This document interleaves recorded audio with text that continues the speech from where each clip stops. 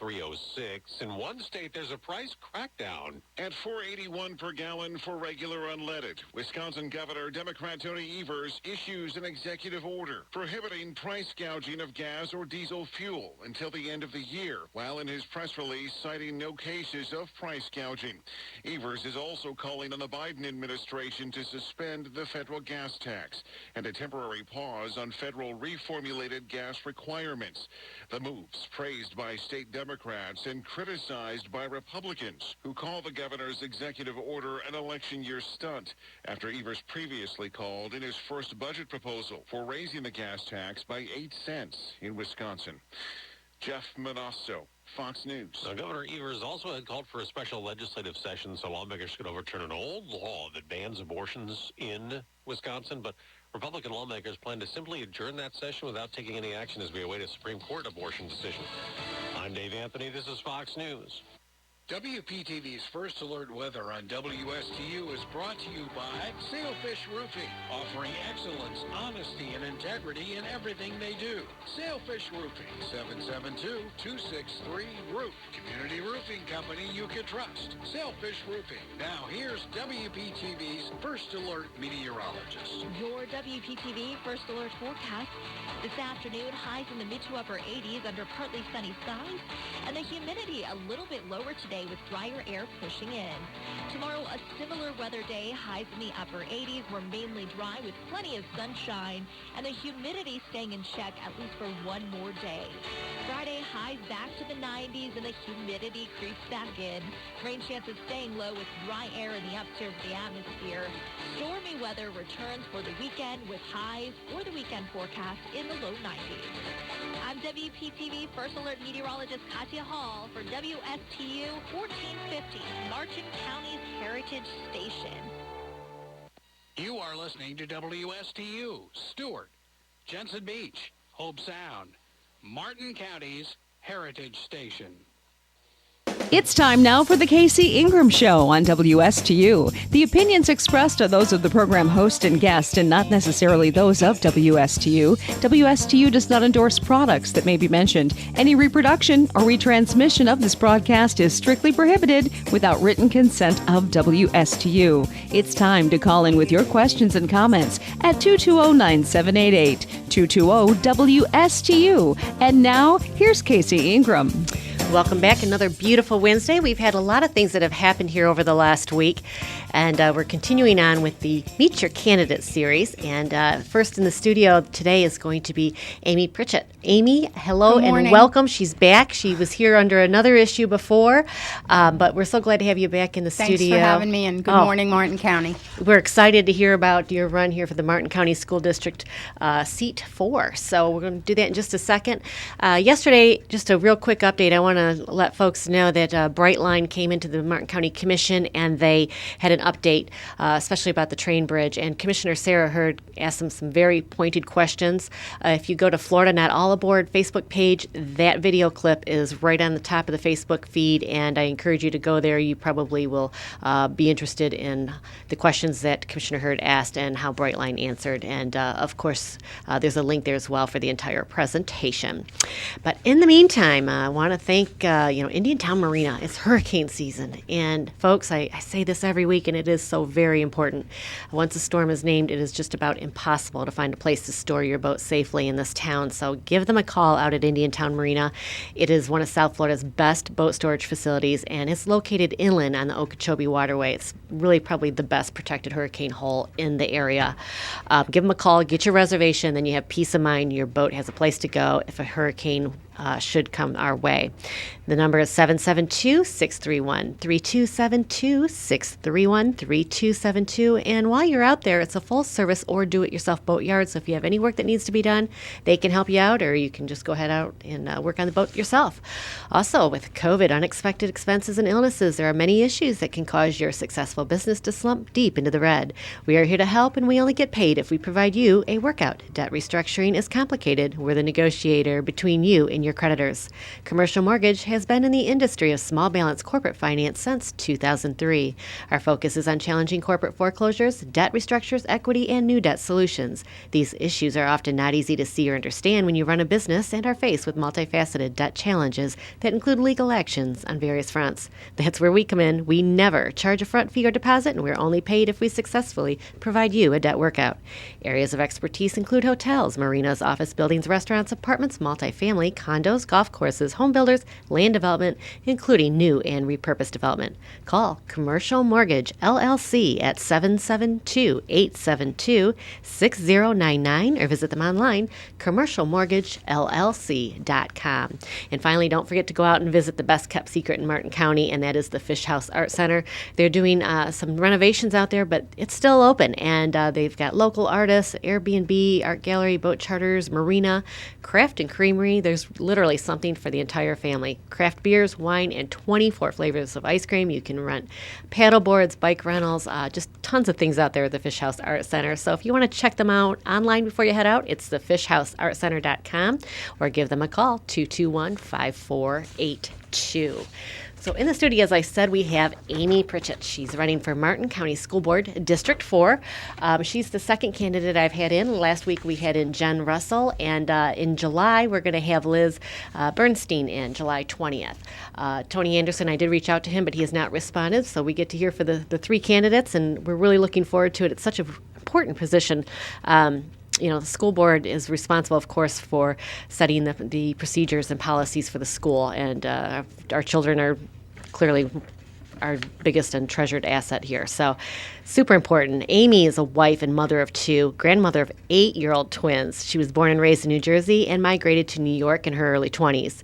She's been an activist for a good portion of her adult life, concerned about water quality, environmental issues, and quality education for children. Amy's husband was the director of operations for several school districts in Idaho and New York. He retired after 40 years of public service.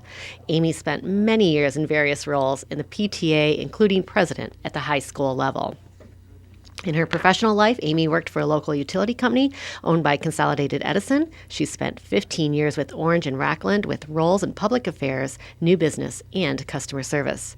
Amy volunteers twice a week at the Humane Society of the Treasure Coast and every Saturday at our community table at the Grace Place, feeding 1,200 to 1,500 people every Saturday. 1,200 to 1,500 people. It's amazing. Amy, that's incredible. And what a service. My dear friend Julie had recommended to me to start volunteering there, but it coincided with when I go to the shelter.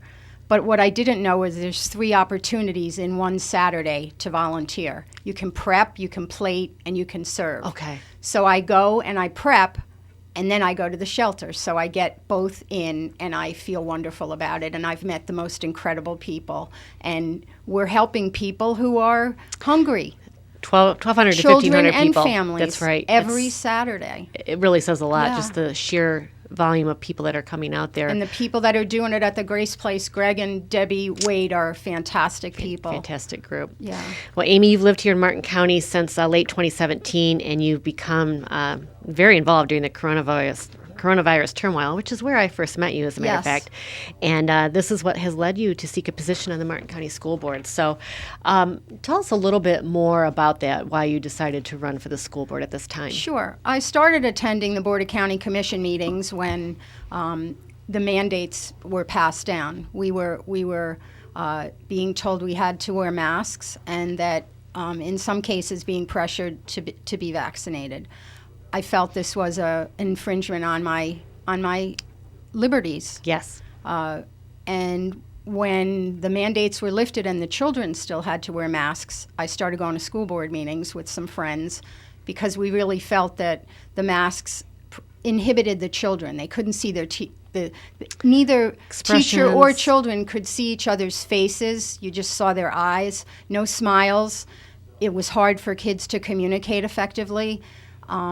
But the main part was, if you wanted to wear one, you were by all means welcome to do so. But I didn't think it was right that kids had to if they didn't want to, or parents didn't want them to. So it became a parental rights issue for me and a community issue for me, because I felt that we were being told, just be quiet and do what you're told. And the other side, it didn't matter. They wanted to, so they did, but our side couldn't. And I felt it was divisive. I feel like you should be able to make the best decisions for your family, your children, etc. And that includes whether or not it was healthy for them to wear a mask, which I did not feel that it was. Amy, I 100% agree with you. I have a daughter that's in junior high, and really the same thing. One of the saddest comments one of her teachers made on her report card was, "I know her smile's underneath that mask." And that's what it did. It hid the expressions, and it was a terrible time. And I support you 100% in that parents need to be the parents. Yes. We're the ones that should decide what's best for our children. We're the primary caregivers for our children, and we need to make those decisions, and we shouldn't be told you have to do this because we want you to. Right. It should be because you want to. And I encourage anyone, if you want to, you should. That's your right.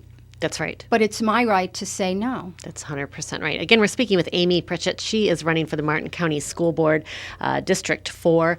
We're not taking calls over the phone, but if you have a comment or question for Amy, I am on my Facebook page, The Casey Ingram Show, and type in your question there or comment, and I'll certainly pass it on to Amy.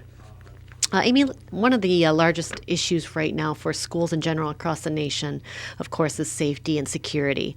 Martin County School District is listed as participating in the Aaron Feist Guardian Program. And for folks that don't know, this program was established in 2018 through the Marjorie Stoneman Douglas High School Public Safety Act. In its initial report, the Marjorie Stoneman Douglas Public Safety Commission found that having guardians in the school is the best way to ensure highly trained personnel are in place to respond immediately in the event of a school shooting. Guardians are armed personnel who aid in the prevention or abatement of active assailants incidents on school premises. They are either school employees who volunteer to serve in addition to official job duties, or personnel hired for the specific purpose of serving as a school guardian. Guardians must pass psychological and drug screenings and successfully complete a minimum of 144 hours of training. Now, Martin County School District does not have the guardians in that general personnel do not carry arms into the school. They do have the sheriff resource officers. That's something that has come up previously. I don't know if it will again, but where would you stand on basically this program in addition to the sheriff's resource officers? Well, I feel that those personnel who are comfortable doing so should be able to. So if you're not comfortable, that isn't something you should be doing, because obviously you won't do what you need to do when the time comes. But we do need to keep our schools safe. I had the pleasure of meeting with the safety and security director several weeks ago, and feel very comfortable in all of the things that are in place for our children, for our staff, the teachers, anyone on the school grounds. They go through routine safety drills.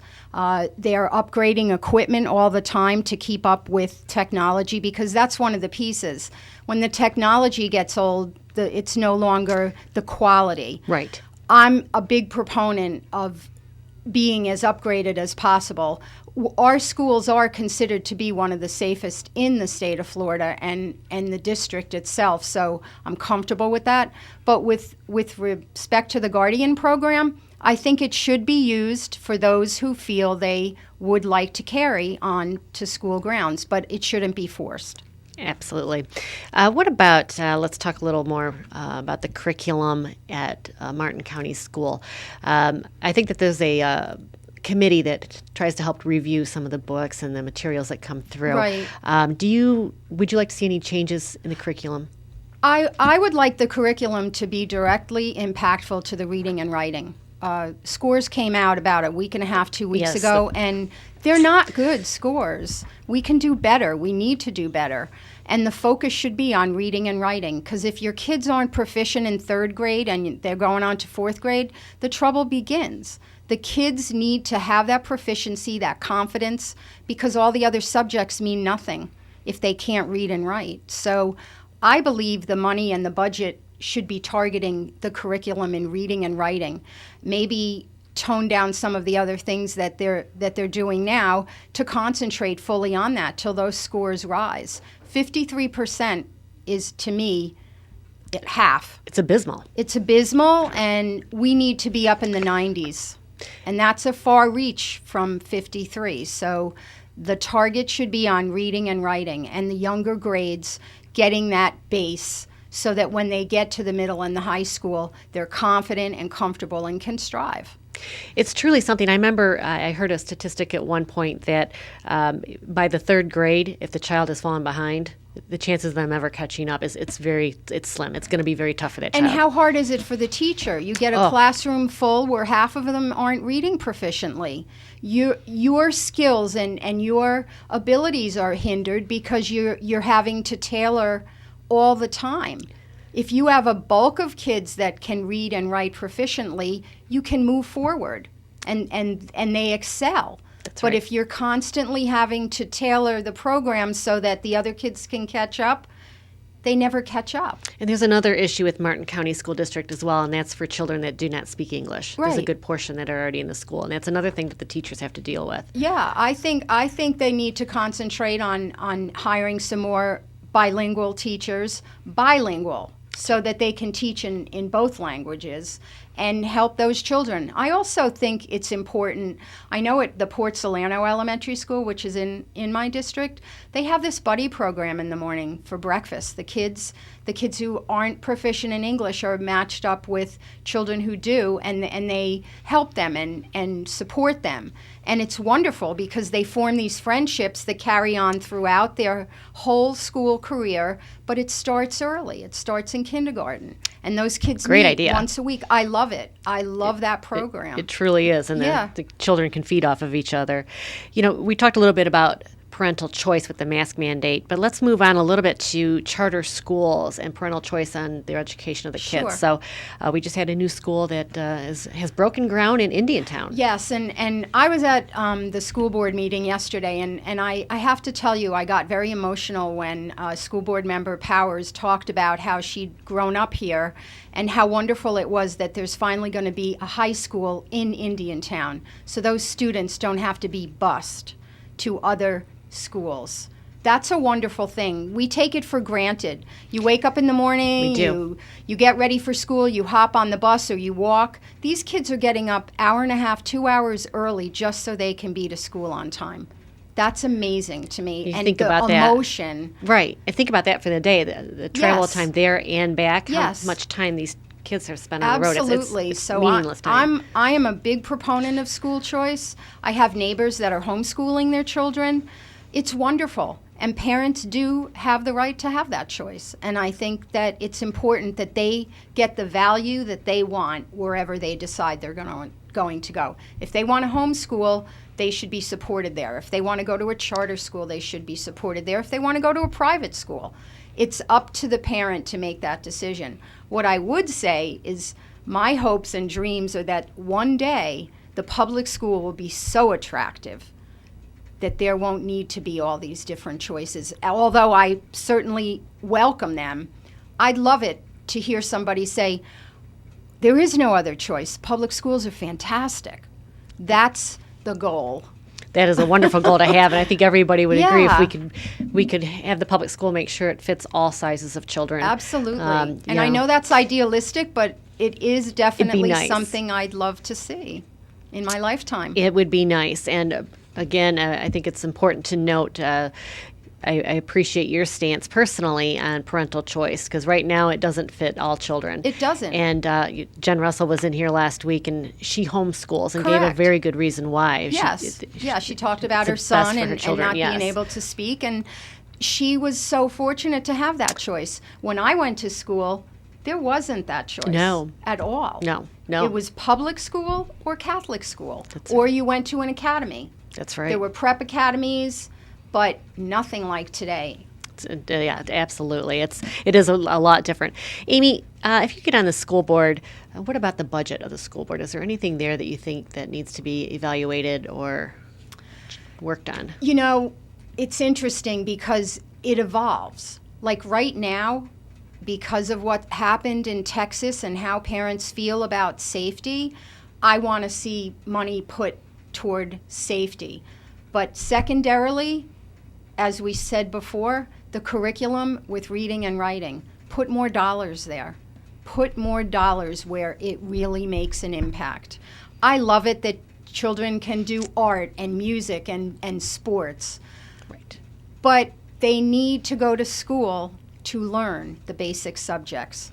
And if they can't read and write, those basic subjects mean nothing. So safety and curriculum are my top priorities. I don't see a lot of wasteful spending, and I'd like to see the teachers get salaries that are commensurate with what their education is and how they're doing, their performance. I think teachers need to be paid what they are worth. Bottom line, pay them what they are worth. I know the teachers agree with you 100% there, and that's actually something that's come up a lot is the tax referendum that was passed for teacher pay. A lot of that referendum money didn't go just to teachers. Right. They kind of worded the personnel in ways that they were... They must correct that. That has to be corrected. The public wants to know where that money is going, and to find out afterward, not so good. Right. So pay those teachers what they are worth. They are valuable. They make our children strong and confident and educated, and they deserve to be paid. Really, they're the most important people in the school system, in my opinion. Besides for your the children. kids. Right. But for the children. But besides the kids, yes. I mean, Yes. They're with your children. I mean, I send my daughter to school, and she's there longer than she is with me Correct. during the school year. So, Yeah. Those teachers, they have a lot of weight on their shoulders, and I always have to shout them out because Always. I'll go visit the class, and I'm like, I don't know how you do They this. they do such an incredible job with the kids. When you see kids running toward their teacher, yelling out their name, your heart just melts. Yeah, it really does. It does. And they truly are the heroes in the school system. Amy, let's talk a little bit more about yourself personally. What Sure. drives you every day, and what do you enjoy just spending your time on? Well, I love being down here. The weather obviously is amazing. Oh, we're in Paradise. I We're love in it here, too. Paradise. We do live in a little paradise. I live in Rocky Point, Port Salerno area by the Pocket, so it's seeing Well, the you're by the boats every- Fish House Arts Center. Correct. Then, so. I can walk there, and I Yes. have many times. Yes, it's a cute area. I have a lot of energy and a lot of compassion and a lot of passion, and I don't want to be sitting on the sidelines. I want to do something meaningful. I've always felt that way. And being retired with my husband, who's by the way, not anymore, but he's a hobbyist beekeeper, so we have a lot of fun neat. doing that. Yes, honey. Honey. I just want to be able to see my community grow. And you don't do that sitting back and watching. You do that by doing. And I'm a doer. I like to talk to people. I like to listen to ideas. I like to volunteer. It's one of the things that I'm most passionate about. And I just really feel that we have tools and skills that we can share with other people. And that's why I do it. That's what drives me every day. And you do a lot of volunteers, and we talked about it a little bit at the beginning of the hour, but you kind of glossed over it a little bit because we were talking about Grace Place, which is so important, but you also Yes. do a lot of work with the Treasure Coast Humane Society. Yes, the Humane Society, the Treasure Coast, I go twice a week. I go on Thursdays and work one-on-one with a dog in a shelter obedience program. We feel the best way to get them adopted is to work with them one-on-one, teach them basic obedience. They get a certificate after 6 weeks. So when anyone comes into the shelter, they see that certificate. They know that dog knows how to sit, stay, down, do all the basic, walk well on the leash, heel. Perfect, yes. Yes, and then Saturday is just straight dog walking. There's 3 shifts. I'm on the 10 to 12:30 shift, and I walk anywhere, depending on how many people show up, because not everybody comes every week. Okay. But generally 8 to 10 dogs every Saturday. wow. Yeah, Oh, wow. it's a lot of fun, and It's they rewarding. know you. They see you. They wag their tail, and they're like, "Pick me, pick me." I bet. It's a very rewarding thing to do, so I appreciate and your they get volunteerism. adopted. When I see the posts that they got adopted, I'm Yes. like, yes. That's what the goal is. So, Yeah. and to be a part of that. So thank you for your service, though. That way, the volunteerism, Anytime. especially in I this love it. county, it's so important. And you've done a lot in different areas too. So, Yeah.